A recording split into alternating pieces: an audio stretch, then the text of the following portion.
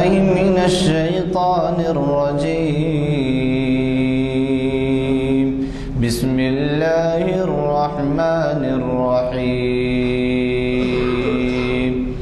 يا أيها الذين آمنوا استعينوا بالصبر والصلاة إن الله مع الصابرين.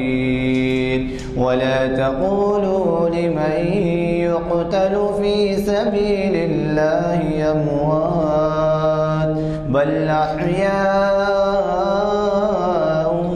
ولكن لا تشعرون. ولنبلونكم بشيء من الخوف والجوع ونقص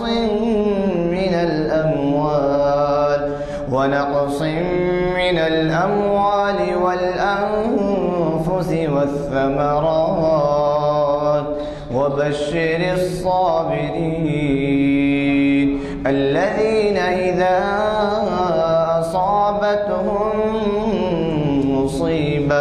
مصيبة قالوا إنا لله وإنا إليه راجعون. أولئك عليهم صلوات من ربهم ورحمة وأولئك هم المهتدون. فلم میں شرکت سے مجھے بڑی مسرت ہے، اس وجہ سے کہ آپ کو تو پتہ ہے کہ پچھلے کچھ 2-3 محافل، اس ہفتے کے محافل اس عنوان کے نہیں، اس کیٹیگری کے نہیں، اس میں شرکت نہیں کر سکا طبیعت کی خرابی کی وجہ سے. اور اللہ تعالیٰ کا شکر ہے کہ ہمارے یہ محافل جاری و ساری رہی اور بڑے اہم عنوانات سے آپ مخاطب کیے گئے. حضرات، یہ سال نو کا جو سلسلہ ہے، اب یہ خالی سوائے اسلامی ممالک کے ساری دنیا میں منایا جاتا تھا، لیکن اب بعض اسلامی ممالک میں بھی یہ سلسلہ چل پڑا ہے. جیسے آپ سنے ہوں گے کہ دبئی میں بھی اور فلاں جگہ بھی، کئی اسلامی ممالک میں بھی جو ہے بین الاقوامی جو جنتری ہے تو اس کے لحاظ سے منایا گیا منگل کا دن نئے سال کا. اور پھر نئے سال میں ہمارے لیے جہاں بہت سی تمنائیں اور نیک پروگرامز ہمارے اچھے منعقد ہونے والے ہیں، پروگرامز ہیں. اس کے ساتھ ہمارے پچھلے سال میں ہمارے لیے کچھ بڑی ایسی واقعات بھی ایسے وقوع پذیر ہوئے جس سے ہم متاثر رہے اور ہمارے لوگ متاثر ہوئے، جن کا ذکر اب ضروری ہے. حضرات، آپ سے میں نے ہمیشہ ایک بات کی خواہش کی ہے کہ ہمیں اس بات کی پوری کوشش کرنی چاہیے کہ ہماری محفل میں نوجوانوں کی شرکت زیادہ ہو. آج اس کے ایک پہلو پہ آپ کا ذکر کر دیتا ہوں جو میں نے نہیں کیا کبھی. پتہ نہیں آپ کے جو بھی باہر ہیں، ظاہر ہے کہ بوڑھے بڑے حضرات، نانا، دادا، دادی، نانی، یہ سب بڑے بڑے ہیں، یہ بیرونی ممالک کو جاتے ضرور ہیں، لیکن کہاں تک ان کو ترغیب دیتے ہیں کہ ہمارے محافل سے واقفیت ہو، مجھے معلوم نہیں ہے. یہی نہیں بلکہ وہ آتے ہیں اور وزٹ کرتے ہیں، 1 مہینہ 2 مہینے ٹھہرتے ہیں، فارموں پہ جاتے ہیں. حیدرآباد کے اطراف میں کئی فارمز ہمارے یہاں کے حاضرین کے اور شہر کے معزز حضرات کے ہیں فارمز. بعض تو ایسے فارمز ہیں کہ حیرت ہوتی ہے دیکھ کے کہ ان کا مالیہ اتنا مضبوط نہیں تھا، لیکن فارمز کے مالک بنے ہوئے. اللہ کا اور ترقی دے. لیکن یہ ہے کہ ان کو ترغیب دینا چاہیے کہ وہ تھوڑی وزٹ میں جب آتے ہیں، وہ ہوں یا آپ کے بزرگ حضرات ہوں، وہ اس میں شرکت کریں. میں آپ کو بتاتا ہوں کیا فائدہ ہوتا ہے. فرض کیجئے آپ کے عزیز، اقارب، دوست، احباب، رشتہ دار کوئی بھی نوجوان اور یہاں پر ہی ملازم ہیں، یہیں پر ہی بسے ہوئے ہیں، سب کچھ ہے، لیکن ایسی عمر کو نہیں پہنچے جس عمر میں آپ ہم ہیں، تو اس کی فکر نہیں کرتے۔ ان کو کیا فائدہ ہو سکتا ہے؟ ان کو یہ فائدہ ہو سکتا ہے کہ جب بیرون ملک کے لوگ یہاں آ کر مخاطب کرتے ہیں، آپ نے دیکھا ہوگا کہ ہمارے پاس کئی ایسے حضرات ہوتے ہیں جو آپ کے وطن سے کوئی تعلق نہیں رکھتے ہیں، یا تو امریکن ہو گئے ہیں، یا کینیڈین ہو گئے ہیں، یا انگلینڈ میں بس گئے ہیں، یا یورپ جاتے ہیں، ادھر جاتے ہیں۔ وہ جب اپنے تجربے سناتے ہیں تو ان سے جو ہے کچھ جذبہ ملتا ہے، اور یہی نہیں بلکہ ان کو ایک ترغیب ہوتی ہے بیرونی ممالک جانے کی اور سیکھنے کی، جس کا کہ سب سے پہلے اگر آپ دیکھیں گے کہ جو ایک عام بات تھی جن کا تذکرہ ضروری نہیں ہے، تو وہ یہ تھی کہ پیدل تک سفر کی ہیں علماء دین اور بزرگان دین اور اس زمانے کے بڑے بڑے دین کے عالم، یہ جو ہے پیدل سفر کیے ہیں۔ وہ تفصیل میرے سنانا نہیں ہے، مجھے معلوم ہے مقررین نے سنایا ہے کہ پیدل کتنا کہاں سے کہاں تک کا سفر کیا۔ تو وہ جب آتے ہیں یہاں پر، ایسے لوگ جو دنیا جہاں دیدہ جسے کہتے ہیں، وہ لوگ جب آتے ہیں جہاں دیدہ، تو کیا ان سے یہ نوجوانوں کو فائدہ نہیں ہوتا؟ کیا آپ کو ہمارا ہونا تو بہت اچھا دکھتا، کانوں کو سننے میں آتا بہت اچھا کام ہو رہا، وہاں ہو رہا، یہ ہو رہا، ایسا سب ہے، اور ہمارے لیے کیا ہے؟ ہمارا فیوچر کوئی بنانا نہیں ہے۔ پر یہ نوجوانوں کو جو مستقبل کے ہمارے معمار ہیں، جو ان میں کئی ایسے ہیں جو بیرون ملک جانا چاہتے ہیں، کئی ایسے ہیں جو استفادہ چاہتے ہیں، ان لوگوں کو فائدہ ہوتا ہے۔ تو کوشش کیجئے نوجوانوں کو شرکت کرانے کی، میری بڑی خواہش ہے کہ آپ اس کی طرف بھی توجہ دیں۔ حضرات، آج کی یہ محفل جامع مسجد عالیہ گن فاؤنڈری کانفرنس ہال میں منعقد ہو رہی ہے، اور جیسے کہ آپ واقف ہیں، آپ کے اعلامیہ نمبر 742 کا یہ آخری آئٹم ہے، اور اس میں جناب ایاز الشیخ صاحب علامہ اقبال کا تصور فخر پر مخاطب کر رہے ہیں۔ اب میں ان کی کیا تعریف کروں، میری عادت ہے، مشکل ہے مجھے تو بیان کرنا کہ ایاز الشیخ اس وقت نہ صرف جس وقت یہاں آغاز کیے تو اس وقت شاید حیدرآباد میں جانے پہچانے مشکل سے جاتے تھے، لیکن اب یہ حال ہے کہ ان کا سارے انڈیا میں جاتے ہیں۔ ابھی ایک دو دن میں ان کو بلاوا آیا ہے اندور، جی اندور سے، اور کے مخاطب ہونے کے بعد وہ آ کے بتائیں گے آپ کو کہ ان کے کیا کیا کارنامے ہیں۔ ان کے گھر کی حالت ہے، بیٹی خود بھی جو ہے آرٹیکلس لکھ رہی ہے، ترجمے ان کی زبان سے سنیے کہ اس سے وہ کس قدر دین کی پابند ہو گئی۔ تو یہ کوشش کریں آپ، اور ہمارے یہ آج کے عنوان کا میں ذکر کر رہا تھا کہ محفل اقبال شناسی کی 967ویں نشست ہے، یعنی ہر مہینے 4 نشستیں ہوتی ہیں، تو آپ کے 34 نشستوں کے بعد 33 نشستوں کے بعد 1000 نشستیں مکمل کریں گے ہم اقبال شناسی کی، اور انشاءاللہ۔ اور یہ 33 نشستوں کے معنی کیا ہیں کہ ہر مہینہ 4 نشستیں ہوتے تو 9 مہینے، جی 8 مہینے انشاءاللہ اللہ حیات دے، ورنہ جس کو موقع دیں گے اللہ میاں رہیں گے، اللہ میاں رکھیں گے ہمارے لیے، تو وہ جو ہے شاید 8 مہینے کے بعد 1000ویں نشست کو، جو دنیا میں ریکارڈ ہے، وہ تو آپ کو معلوم ہے کہ یہاں جو کوئی آتا وہ کہتا ہے۔ ایک صاحب نے تو کہہ دیا کہ صاحب ایسی نشستیں پاکستان میں نہیں ہوئی بنے اتنی پابندی سے بس، اور اس کے اندر ایسے مقررین جو دنیا کے نامور مقررین ہیں انہوں نے مخاطب کیا ہے، اور اہم عنوانات سے مخاطب کیا۔ میں زیادہ وقت نہیں لوں گا ورنہ آپ کے آج کے مقرر صاحب۔ تو بہرحال آج کی یہ محفل نشست یہاں پر منعقد ہو رہی ہے، اور میں آج کے آپ کے جانے پہچانے مقرر جنہوں نے مختلف عنوانات سے شاید 100 سے زیادہ خطابات کیے ہیں، میں دعوت خطاب دیتا ہوں شہنشین کو تشریف لائے اور ہمیں استفادے کا موقع دیں۔ رحم فرمانے والا ہے۔ درود و سلام تاجدار مدینہ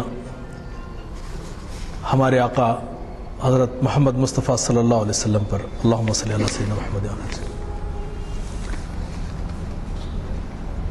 آج کی اس محفل اور محافل عالیہ کے روح رواں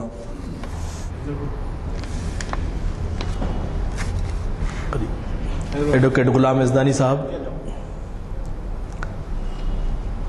جناب جسٹس اسماعیل صاحب،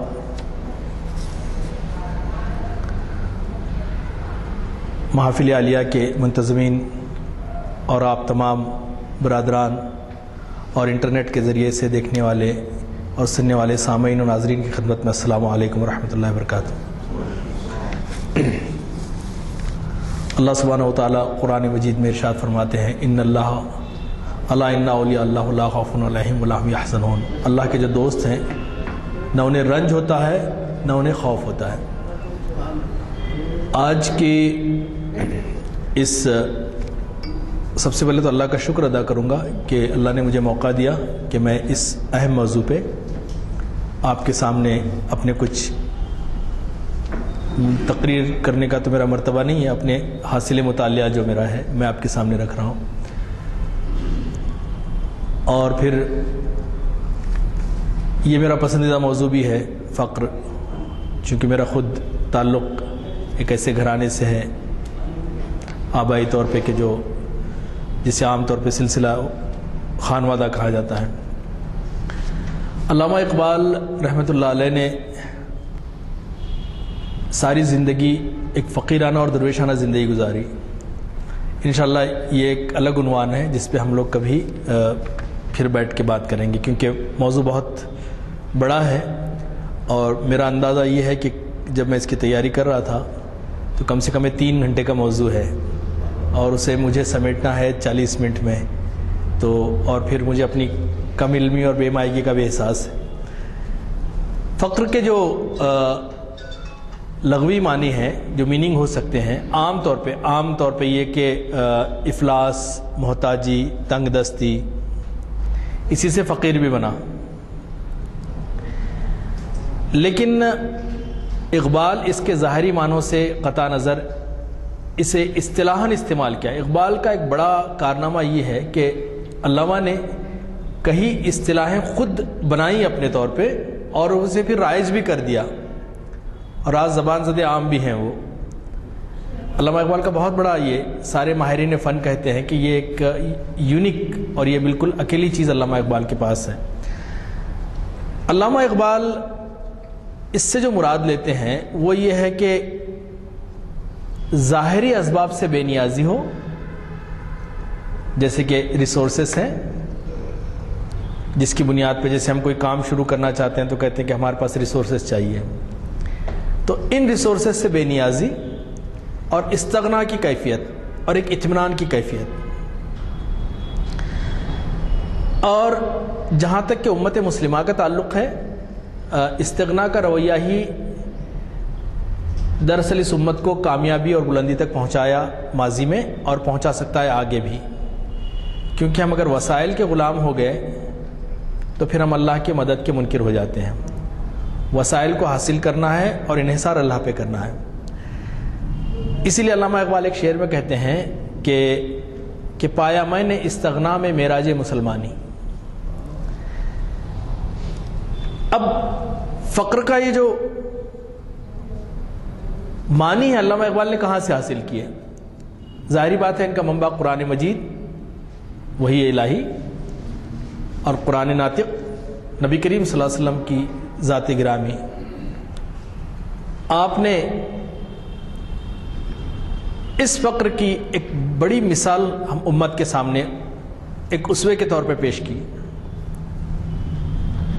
مجھے یاد آ رہا ہے کہ میرے دادا مرحوم اکثر وہ پڑھا کرتے تھے، سلام اس پر کہ جس نے بے کسوں کی دستگیری کی، سلام اس پر کہ جس نے بادشاہی میں فقیری کی۔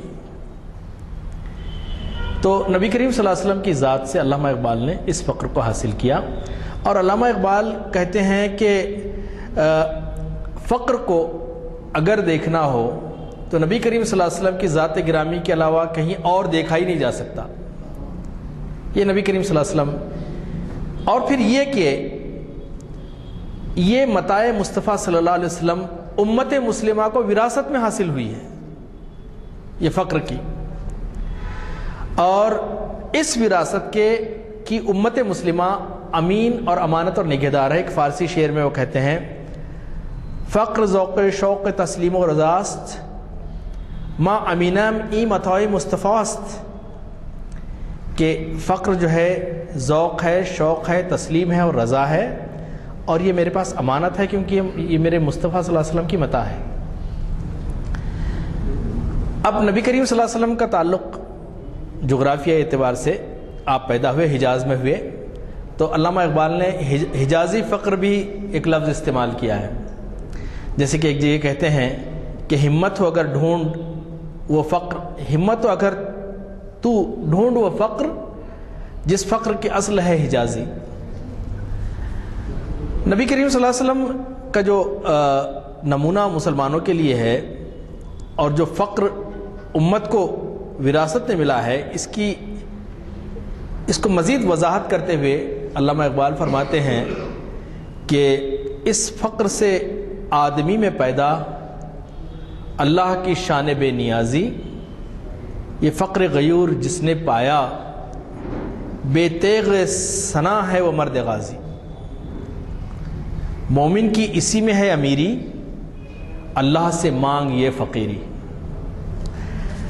رفیع الدین ہاشمی جو ایک بہت بڑے ماہر اقبالیات ہیں ہمارے اس دور کے، اور ہم جانتے ہیں آپ بھی کہ پڑوسی ملک سے آپ کا تعلق ہے، اور اقبالیات کی اس وقت کہہ سکتے ہیں کہ ایک اتھارٹی، اور بہت سارے لوگوں نے اقبال کے فن پہ لکھا ہے اور کچھ لوگوں نے فکر پہ لکھا ہے، لیکن رفیع الدین ہاشمی صاحب میں یہ دونوں چیزیں جمع ہے کہ آپ فکر و فن کا مجموعہ ہے اقبال کے۔ آپ اپنی ایک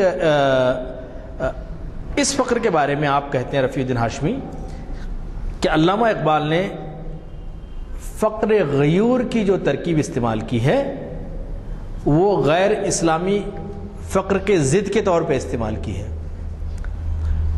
فقر غیور اور غیر اسلامی فقر دو ایسے مختلف اور متضاد رویے ہیں جو متوازی خطوط کی طرح کبھی آپس میں نہیں ملتے۔ آپ کہتے ہیں کہ بال جبریل کی نظم فقر میں دونوں اصناف فقر کا باہمی موازنہ کیا ہے علامہ اقبال نے۔ ایک فقر کم ہمتی، بزدلی اور پسپائی سکھاتا ہے، فقیر آدمی ہے بھئی اس کا کیا لینا دینا، ارے مجبور ہے، بیکس ہے، ارے چھوڑو یار اس کو کیوں مارتے ہو، اس کو کیوں ستا ہے، فقیر آدمی ہے، بے بس، لاچار، مجبور، جس کا کوئی پرسان حال نہیں ہے، یہ فقر ہے۔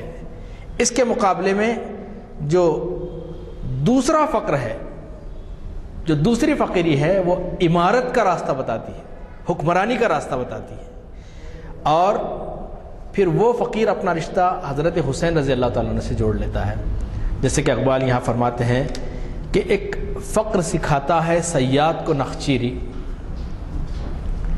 اب نخچیری کا مطلب یہ ہے کہ جو صیاد کہتے ہیں کہ جو آپ کو شکار کر رہا ہے، اور نخچیر کہیں گے فارسی میں جس کا شکار ہو رہا ہے، تو یہ فقر جو شکار ہونے والا ہے اس کو شکاری بنا دیتا ہے۔ اور پھر کہتے ہیں ایک فقر سے کھلتے ہیں اسرار جہانگیری، پھر کہتے ہیں کہ ایک فقر سے قوموں میں مسکینی و دلگیری۔ ایک فقر ہے جس سے کہ مسکینی ہے، بے بسی ہے، لاچاری ہے، کیا کیا جائے صاحب، اب تو ہمارا کچھ بھی نہیں ہے، ہم تو فلاں ہیں، ہماری تعداد کم ہے، اور ہم یہ ہیں اور وہ ہیں، ہمارا کیا ہے، سب تو انگریزوں کا ہی ہے، ہمارا کیا ہے، سب تو ان کا ہی ہے، ہمارے پاس نہ کچھ ہے، نہ یہ ہے، نہ وہ ہے، نہ رات دن شکوے شکایتیں اور یہ ساری چیزیں، ایک ان کا یہ۔ تو یہ کہتے ہیں کہ ایک فقر سے قوموں میں مسکینی و دلگیری، ایک فقر سے مٹی میں خاصیت اکثیری۔ اکثیری کہتے ہیں کہ آپ کسی چیز کو ہاتھ لگائیں تو سونا بن جائے، تو دوسرا فقر ایسا ہے کہ آپ مٹی کو بھی ہاتھ لگائیں، السلام علیکم ورحمۃ اللہ، تشریف لائیے، تو مٹی سونا بن جاتی ہے، اکثیر بن جاتی ہے۔ پھر کہتے ہیں کہ ایک فقر ہے شبیری، حضرت حسین رضی اللہ تعالیٰ عنہ کی طرف اشارہ ہے، ایک فقر ہے شبیری، اس فقر میں ہے میری۔ ایک فقر شبیری ہے لیکن اسی میں امارت کا تصور بھی ہے، میری۔ اور پھر کہتے ہیں کہ میراث مسلمانی سرمایہ شبیری، میراث مسلمانی سرمایہ شبیری۔ پھر کہتے ہیں کسے خبر کے ہزاروں، ایک اور جگہ کہتے ہیں کہ کسے خبر کے ہزاروں مقام رکھتا ہے، کسے خبر کہ ہزاروں مقام رکھتا ہے وہ فقر جس میں ہے بے پردہ روح قرآنی. پھر کہتے ہیں شکوہ کرتے ہیں آج جو مظلومیت اور محکومیت اور لاچارگی کا رونا ہم روتے ہیں امت مسلمہ کے لوگ. اقبال نے ان سے کہا ہے اور کیا خوب کہا ہے, کہتے ہیں کہ کیا گیا ہے غلامی میں مبتلا تجھ کو, کیونکہ تو نے اپنی کوالٹیز وہ دکھائی نہیں کہ جس کے لیے فرشتے قطار اندر قطار اترے تیرے لیے. کیا گیا ہے غلامی میں مبتلا تجھ کو کہ تجھ سے ہو نہ سکی فقر کی نگہبانی. پھر علامہ اقبال کا اور نظم ہے فقر و راہبی. رہبانیت جیسے میں نے کہا کہ ترک دنیا سے منہ موڑ کے غاروں میں جا کے بیٹھے ہیں, اللہ اللہ کریں, دنیا میں کچھ ہو جائے, انسانیت جل جائے, جنگ و جدل ہو جائے, کوئی پرواہ نہیں صاحب, ہم بیٹھے ہیں اپنا وظیفہ, اپنا چلہ کشی, اپنا وہ ساری چیزیں ہیں. یہ فقر نہیں ہے. ہمارا جو فقر ہے جس کے بارے میں رومیوں نے کہا تھا, ایک رومی جاسوس نے کہا تھا, مسلمانوں کو آ کے دیکھا, جاسوسی کی, اور کہا کہ ایک سینٹنس سے میں رپورٹ دیتا ہوں ان کے تعلق سے, جسٹ ان ون سینٹنس, رہبان اللیل و فرسان النہار, یہ رات کے عبادت گزار اور دن کے شہ سوار ہیں. یہ تقدیر کا رونا نہیں روتے ہیں. تقدیر کے پابند نباتات و جمادات, مومن فقط احکام الہی کا ہے پابند. یہ دنیا کو بدلنے والے لوگ ہیں. تو دونوں میں کیا فرق ہے, ایک رہبانیت میں اور اسلامی فقر میں؟ علامہ اقبال کہتے ہیں کچھ اور چیز ہے شاید تیری مسلمانی. دور حاضر کی جو رہبانیت ہے, جو دنیا سے منہ موڑ کے, آج کے دور میں سب سے زیادہ ولی اللہ اس کو سمجھا جاتا ہے جو دنیا سے زیادہ دور ہو. ارے صاحب, ہماری دکنی زبان میں جیسے کہتے ہیں, کیونکہ سننے والوں میں 30-40 سے زیادہ ممالک کے لوگ سنتے ہیں اس ویڈیوز کو, تو میں ہماری دکنی زبان میں ہمارے کہتے ہیں کہ دنیا کیا ہے نہیں معلوم صاحب ان کو, اتنے اللہ والی ہیں, دنیا کیا ہے نہیں معلوم. جبکہ اللہ والا تو وہ ہوتا ہے کہ جس کی مٹھی میں دنیا ہوتی ہے. انسان تو انسان, نباتات, جمادات, چرند پرند پہ جس کی حکمرانی چلتی ہے, کیونکہ وہ خلیفہ ہے وہ اللہ کا. علامہ اقبال کہتے ہیں اس دور کی رہبانیت کو اور ہمارا جو رہبانی طرز عمل ہے دیکھ کے کہتے ہیں کہ کچھ اور چیز ہے شاید تیری مسلمانی, تیری نگاہ میں ہے فقر و رہبانی. تو ایک ہی سمجھ رہا ہے, رہبانیت کو بھی سمجھ رہا ہے, فقر کو بھی یہی سمجھ رہا ہے. اب علامہ اقبال ڈیفرینشیٹ کرتے ہیں, بتاتے ہیں کہ دونوں میں کیا فرق ہے. کہتے ہیں کہ سکون پرست یہ راہب سے فقر ہے بیزار. راہب تو سکون چاہتا ہے نا, غار میں جائے, تپسیا کریں, آپ جپ لگائیں, آنکھ بند کریں, میڈیٹیشن کریں, گھنٹوں گزر جائیں, لو لگا رہے ہیں, تعلق جوڑ رہے ہیں. اس فقر کی اسلام میں اجازت نہیں کہتے ہیں علامہ اقبال. جو دنیا سے بے تعلق کر دے, انسانوں سے بے تعلق کر دے, دنیا میں کیا ہو رہا ہے اس سے بے تعلق ہو جائے, اس فقر کی کہتے ہیں علامہ اقبال کے سکون پرست یہ راہب سے فقر ہے بیزار. فقیر کا سفینہ ہمیشہ سے طوفانی. فقیر کا جو سفینہ ہمیشہ طوفان میں رہتا ہے, وہ زمانے سے پنجہ آزمائی کرتا ہے اور اپنے رب کی مرضی, اپنے رسول کی مرضی کو لانا چاہتا ہے. پھر کہتے ہیں پسند روح بدن کی ہے وہاں نمود اس کو کہ ہے نہایت مومن خودی کی عریانی. پھر کہتے ہیں وجود صرفی ہے, وجود صرفی کائنات ہے اس کا, اسے خبر ہے یہ باقی اور وہ فانی. اسی سے پوچھ کہ پیش نگاہ ہے جو کچھ, جہاں ہے یا کہ فقط رنگ و بو کی طغیانی. پھر کہتے ہیں کہ یہ فقر, جو فقر تھا, وہ فقر کیسا تھا. ایک واقعہ سناتا ہوں.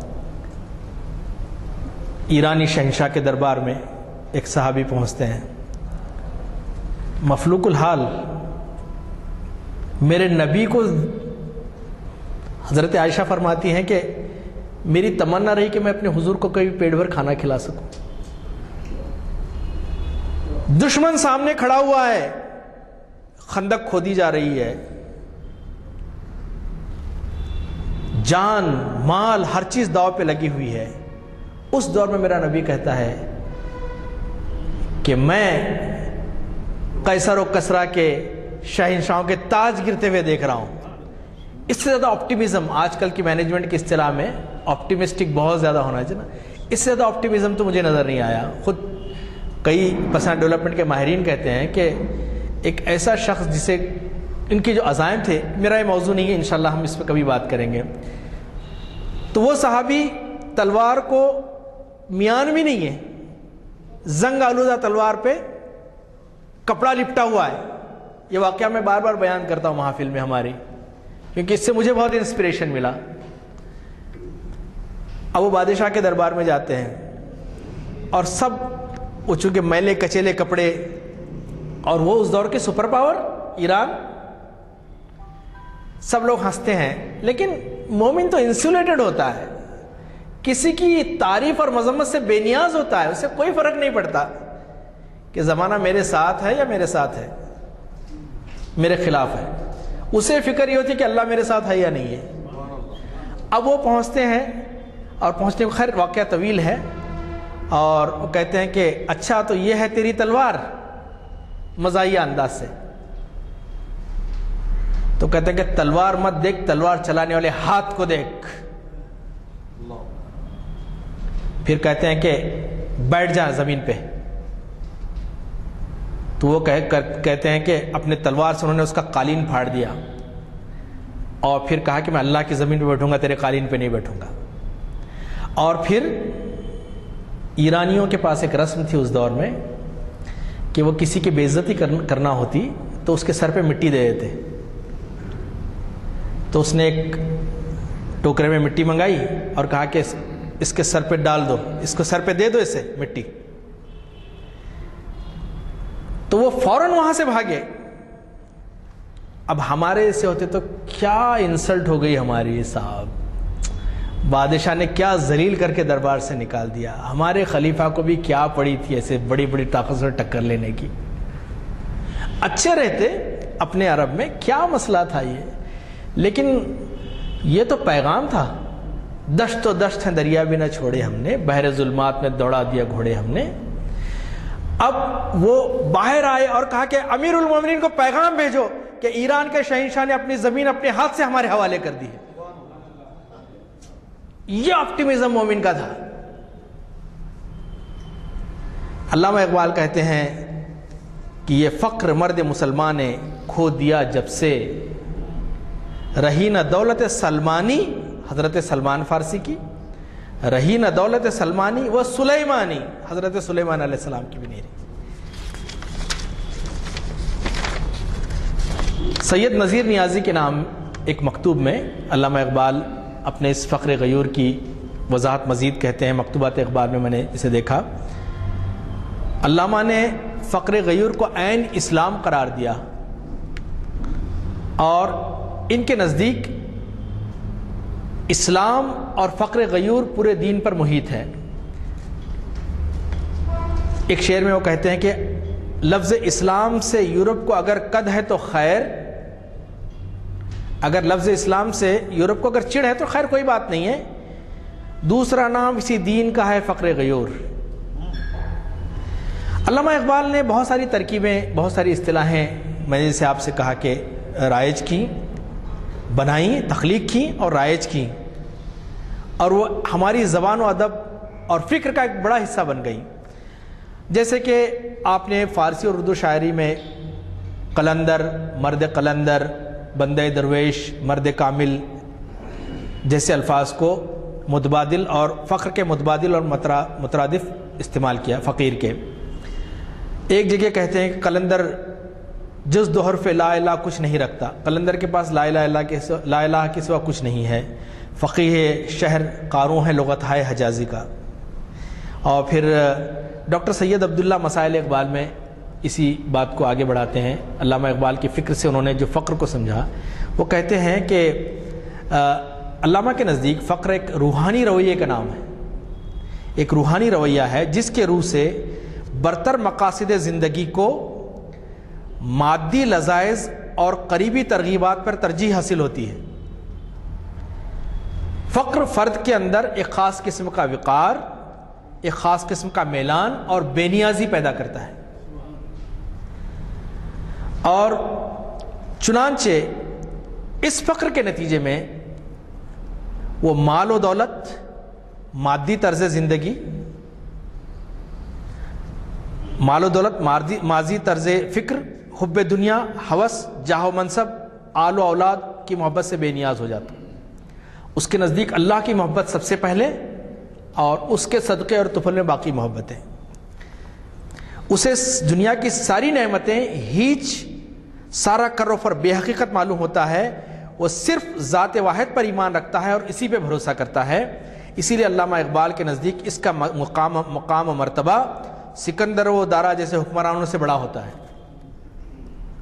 بشرط یہ کہ اس کی فقیری میں اسوہ رسول کریم صلی اللہ علیہ وسلم و اسوہ صحابہ کے آثار پائے جاتے ہوں. علامہ اقبال کہتے ہیں کہ دارا و سکندر سے وہ مرد فقیر اولا، دارا و سکندر سے وہ مرد فقیر اولا ہو جس کی فقیری میں بوئے اسد اللہ ہی. دارا و سکندر سے، دارا ایک بہت یوں سمجھیے کہ بڑے حکمران تھے یہ دونوں بادشاہ. جیسے کہ ایک اس وقت کا کوئی حکمران ہے، اس کے مقابلے میں مسجد کے باہر ٹھہرنے والے فقیر کی کیا حیثیت ہو سکتی ہے؟ لیکن علامہ کے نزدیک وہ فقیر الی الناس ہے، وہ فقیر الی اللہ ہے. یہ فرق ہے. تو کہتے ہیں کہ دارا اور سکندر سے وہ مرد فقیر اولا ہو جس کی فقیری میں بوئے اسد اللہ ہی. پھر کہتے ہیں کہ نہ تخت و تاج نہ لشکر و سپاہ میں ہے، نہ تخت و تاج نہ لشکر و سپاہ میں ہے، جو بات مرد قلندر کی بارگاہ میں ہے. بادشاہوں کو بھی اپنا تاج نکال کے ان کی بارگاہ میں آنا پڑتا تھا. تو بادشاہ ہوگا کسی اور کا، لیکن میں بادشاہ اس کا ہوں جس نے ہر چیز کو پیدا کیا، ساری کائنات کا رب. پھر کہتے ہیں اسی طرح سے علامہ اقبال ایک اور یہ کہتے ہیں کہ مومن تو کرتا ہے فقیری میں بھی شاہی. اب آپ نے یہاں پر علم اور فقر کے تعلق سے بھی ایک تھوڑا سا تقابل کیا ہے. نرا علم، ایسا علم جو صرف انفارمیشن ہے. آج گوگل سے جو ہمیں جو چیزیں ملتی ہیں وہ جسٹ انفارمیشن ہے، اسے نالج نہیں کہا جا سکتا. It's just unfiltered information. You have to put number of filters to get the real thing. یہ انفارمیشن ہے. آج دنیا میں انفارمیشن ٹیکنالوجی ہے اس کا نام، معلومات کا سیلاب ہے، لیکن اس سے علم حاصل نہیں ہوتا. علم حقیقت میں وہ ہے جو اپنے نفس کا عرفان اور اپنے رب کا عرفان عطا کرے. ورنہ ساری چیزیں معلومات ہیں، اور معلومات کی تجدید ہوتی ہے، معلومات چینج ہو جاتی ہیں. آج سے 25 سال پہلے موبائل کا تصور نہیں تھا، 30 سال پہلے. معلومات بدل رہی ہیں. علم، عرفان ذات اور رب، یہ کائنات کی چیزیں کبھی بدلنے والی نہیں ہیں. علامہ اقبال اس کا تقابل کرتے ہوئے کہتے ہیں فقر کے ہیں کہ معجزات، تاج و سریر و سپاہ. فقر کے معجزات کیا ہیں؟ اس کا تاج و سریر، آرام دہ بستر، ٹھیک ہے، تخت، وہ سپاہ، آپ کی ملٹری، آپ کا پاور. فقر ہے میروں کا میر، فقر ہے شاہوں کا شاہ. علم کا مقصود ہے پاکی عقل و خرد.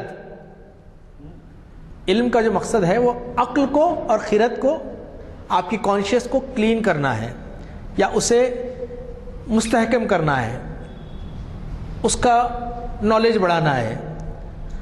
فقر کا مقصود ہے عفت قلب و نگاہ.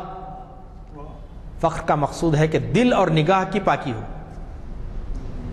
پھر کہتے ہیں کہ علم فقیہ و حکیم. علم سے فقیہ پیدا ہوں گے اور حکیم پیدا ہوں گے،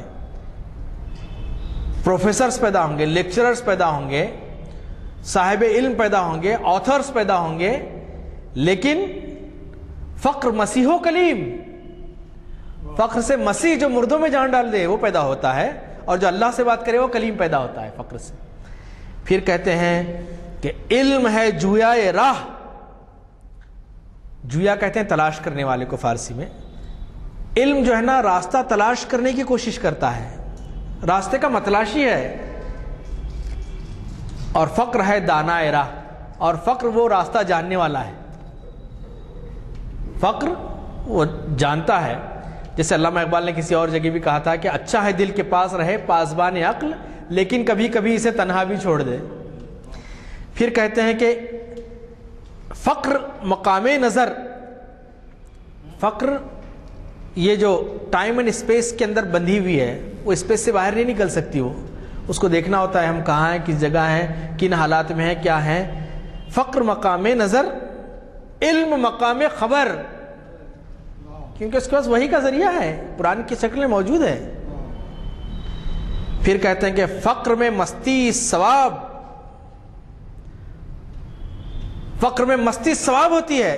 اللہ کی محبت میں ڈوب جاتا ہے انسان تو اس کو پھر کسی چیز کی اہمیت نہیں ہوتی. بے خطر کود پڑا آتش نمرود میں عشق، آگ کی تپش، ٹیمپریچر کیا ہو جائے گا، ifs and buts، no calculation, no cost benefit analysis. بے خطر کود پڑا آتش نمرود میں عشق، عقل ہے محو تماشا لب بام. ابھی عقل سوچتے رہے کہ عشق کام کر جاتا ہے صاحب. تو یہ کہتے ہیں کہ فقر مقام نظر، علم مقام خبر، فقر میں مستی ثواب، علم میں مستی گناہ. چپ تو بھی کرے جی صاحب، چپ کا چپ پھنسے نہ جا کے. ذرا سمجھ سے کام لیے تو آج یہ حالت نہیں رہتی تھی. عاشقوں سے ایسی بات نہیں کرتے. اور سب سے بڑی بات یہ ہے، بہت عرصے پہلے میں نے ایک جگہ کسی جگہ پڑھا تھا، کسی بزرگ نے لکھا تھا، اور پھر بعد میں کسی ایک بنیالی فلم میں بھی اسے استعمال کیا، میں نے سنا ہے کہ بیٹا لڑکی سے عشق کرتے ہو تو دل سے سوچتے ہو. شہر میں بدنامی ہو رہی ہے، جوتے کھا رہے ہیں، گھر کی بدنامی، یہاں تک کہ ہر چیز کے لیے تیار ہو جاتے ہیں. اور اللہ سے عشق کرتے ہو تو دماغ سے سوچتے ہو. اللہ سے عشق کرتے ہو دماغ سے سوچتے ہو. مادی چیز جو فنا ہو جائے گی اس کے لیے تو اس وقت عقل کام نہیں آتی. اسی لیے علامہ اقبال کہتے ہیں کہ فقر میں مستی ثواب، علم میں مستی گناہ. علم کا موجود اور فقر کا موجود اور. فقر کا موجود کیا ہے؟ علامہ اقبال کہتے ہیں اشہد ان لا الہ، اشہد ان لا الہ، کوئی نہیں ہے میرے رب کے سوا، سب کی نفی کرتا ہوں. ابھی جسٹس اسماعیل صاحب نے بتایا کہ داتا گنج بخش سید علی حجویری رحمۃ اللہ علیہ پہ آپ کا اگلے ہفتے ایک یہاں پہ آپ کی گفتگو ہے، آپ کی تقریر ہے. افسوس میں اس دوران نہیں رہوں گا، لیکن یہاں پہ میں سید علی حجویری رحمۃ اللہ علیہ کا ایک کوٹ، ان کو ایک کوٹ کروں گا. انہوں نے فقر کی جو وضاحت کی تعریف کی ہے. سید علی حجویری رحمۃ اللہ علیہ کے نزدیک فقر کی اصل متاع دنیا کا ترک اور اس سے علیحدگی نہیں.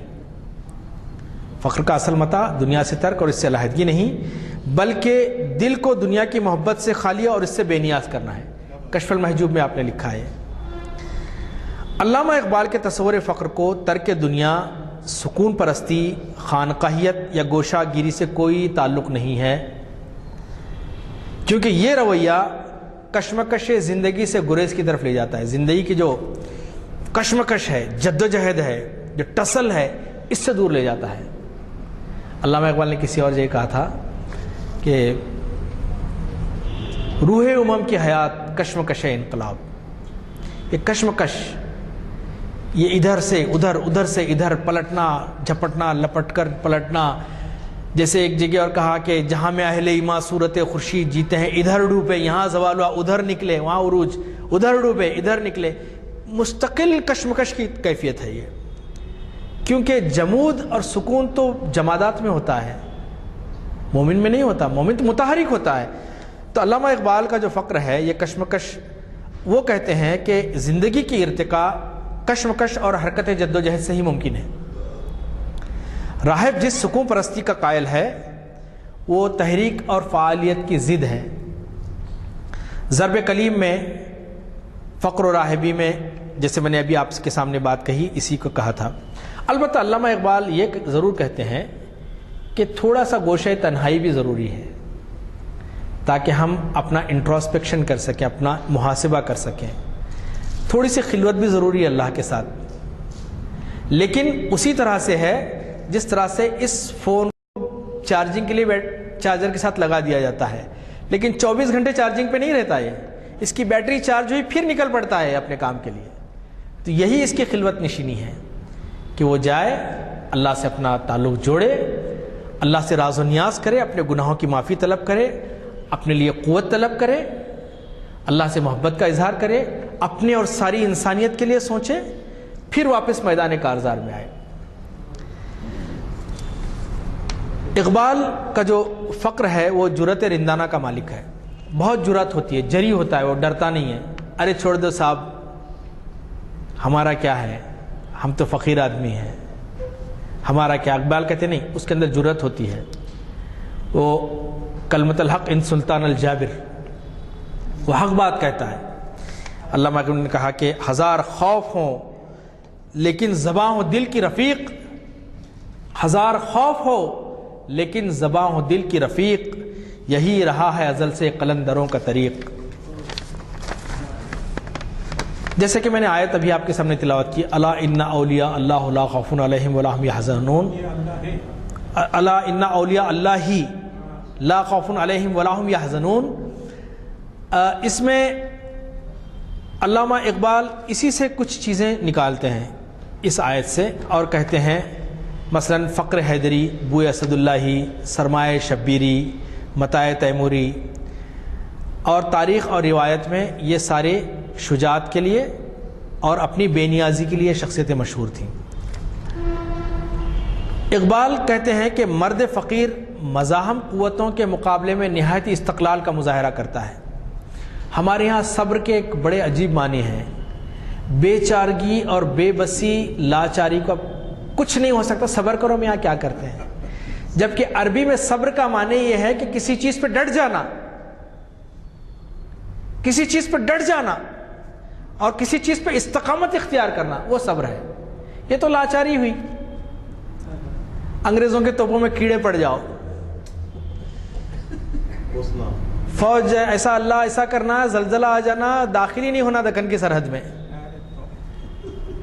تو یہ چیزیں تو ایک مجبور اور بےکس، یہ تو وہ اس لڑنے والی عورت کی طرح ہوتی ہے جو کہتی ہے کہ وہ چاہتی ہے کہ سارا محلہ مر جائے اس کے لیے، اسے پانی اگر نہیں ملے نل سے، جیسے کہ نذیر اکبر آبادی نے بھی ایک جگہ لکھا تھا. تو یہ تو واویلا ہے، یہ نہیں ہے، یہ استقامت سے جم جانا. اور فقر کی قوت اور شوکت اور اس کے جلالی مزاج کا اظہار بھی ہونا چاہیے. جیسے کہ علامہ اقبال کہتے ہیں کہ فرق جنگاہ میں بے ساز و یراق آتا ہے، ضرب کاری ہے اگر سینے میں ہے قلب سلیم. اس کی بڑھتی ہوئی بے باکی و بیتابی سے، فقر کی جو بڑھتی ہوئی بے باکی بیتابی سے تازہ ہر عہد میں ہے قصہ فرعون و کلیم. ہر دور میں فرعون و کلیم کا قصہ ہوتا ہے. پھر کہتے ہیں کہ فقر مومن چیست، فقر مومن کیا ہے؟ تسخیر جہاں، جہاں کی تسخیر ہے. بندہ از تاثیر او مولا صفات، اللہ کی صفات والا بندہ ہے، یہ اللہ کا غلام ہے. پھر علامہ اقبال کے نزدیک مسلمانوں کے عروج و زوال کا تعلق بھی اس فقر سے بہت حد تک ہے، جڑا ہوا ہے. اسی لیے کہتے ہیں کہ یہ فقر مرد مسلمان نے کھو دیا جب سے، رہی نہ دولت سلمانی و سلیمانی، جیسے میں نے بھی آپ سے کہا. پھر علامہ اقبال کہتے ہیں کہ نہ ایران میں رہے باقی نہ تورا میں رہے باقی، نہ ایران میں رہے باقی نہ تورا میں رہے باقی، وہ بندے فقر تھا جن کا ہلاک قیصر و کسرا. اور پھر کہتے ہیں کہ اب حجرہ صوفی میں نہیں، اب حجرہ صوفی میں وہ فقر نہیں باقی، صوفی کے حجرے میں وہ فقر نہیں ہے. جیسے کہ ایک اور جگہ کہا تھا کہ رہا نہ حلقہ صوفی میں سوز مشتاقی، فسانہ ہائے کرامات رہ گئے باقی. پھر علامہ اقبال کہتے ہیں کہ اب حجرہ صوفی میں نہیں، صوفی میں وہ فقر نہیں باقی، وہ بند فقر تھا خون دل شیراں ہو جس فقر کے دستاویز. پھر کہتے ہیں کہ انگریزوں نے جب علامہ اقبال کو بہت بڑے اعزاز سے نوازنا چاہا، بہت ساری چیزیں، سر کا تو خطاب آپ نے لے لیا اپنے استاد کی اس پہ، لیکن بہت بڑی لالچیاں آپ کو دی گئی تھی. تو علامہ اقبال اس وقت کہتے ہیں کہ اے میرے فقر غیور فیصلہ تیرا ہے کیا، علامہ اقبال خود اپنے آپ کو فقیر اور درویش کہتے تھے. کہتے ہیں کہ اے میرے فقر غیور، فیصلہ تیرا ہے کیا، خلعت انگریز یا پے رہنے چاک چاک. انگریز کی خلعت چاہیے؟ غلام کو کتنی بھی اچھی وردی پہنا لیجئے وہ غلام ہی رہے گا، اور بادشاہ فقیر کے لباس میں بھی آ جائے گا تو اسے بادشاہ ہی کہیں گے لوگ. ایک اور جگہ آپ کہتے ہیں علامہ اقبال کہ دل کی آزادی شہنشاہی شکم سامان موت. پیٹ اور پیٹ کا خیال تو ہر جانور رکھتا ہے. روٹی دکھاؤ آ جائے گا، پتھر دکھاؤ بھاگ جائے گا. اگر انسان بھی یہی کرنے لگے تو پھر وہ اعلیٰ صفات کیا ہے اس سے اشرف المخلوقات جو بناتے ہیں. دل کی آزادی شہنشاہی شکم سامان موت، فیصلہ تیرے ہاتھوں میں ہے دل یا شکم. پھر علامہ اقبال کہتے ہیں کہ دم زندگی رم زندگی غم زندگی سم زندگی، غم رم نہ کر سم غم نہ کھا کہ یہی ہے شان قلندری. اب میرے پاس وقت نہیں ہے کہ اس کی وضاحت کروں، اس نظم کا انشاءاللہ کسی وقت تجزیہ کریں گے آپ کے سامنے. تیری خاک میں ہے اگر شرر، تیری خاک کے اندر اگر آگ باقی ہے، راکھ ہے لیکن گرم ہے، ایک آدھ ہے شعلہ اس کے اندر. کیوں کر خس و خاشاک سے دب جائے مسلمان، مانا کہ تب و تاب نہیں اس کے شرر میں، لیکن گرم تو ہے، اور گرم چیز سلگا سکتی ہے کسی بھی چیز کو. علامہ اقبال کہتے ہیں کہ تیری خاک میں ہے اگر شرر، تو خیال فقر و غنا نہ کر. تو مت سوچ تیرے پاس کچھ نہیں ہے، لٹ گیا، جھوپڑی میں رہ رہا ہے، گھر میں رہ رہا ہے، پریشان ہے، بڑی کاریں نہیں ہیں، بڑے بنگلے نہیں ہیں، پریشان ہونے کی ضرورت نہیں ہے. تیری خاک میں ہے اگر شرر، تو خیال فقر و غنا نہ کر. کہ جہاں میں نانے شعیر پر، جو کی روٹی پر، کہ جہاں میں نانے شعیر پر ہے مدار قوت حیدری.